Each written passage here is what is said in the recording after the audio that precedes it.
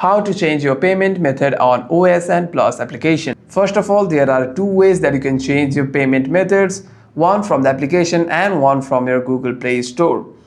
If you have made your payments through the application, you can go to your profile settings and you will see an option called manage your subscription, and you will be able to change your payment methods from there.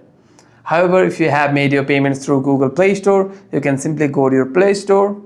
After that, you want to tap on this top right option over here called profile, and you want to scroll down and tap on the payment and subscriptions option. After that, tap on payment methods, and if you have made payments through your Google Play Store, you'll be able to see that over here, and you'll be able to change your payment method, or even if you want to remove them, you can do that over here. However, if you are on iPhone, you'll be able to do this from your settings.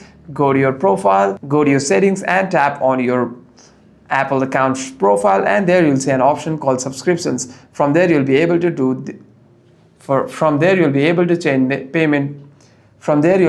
change payment methods on an iPhone. Hope this video was helpful, and if you have any further questions, make sure to leave a comment down below.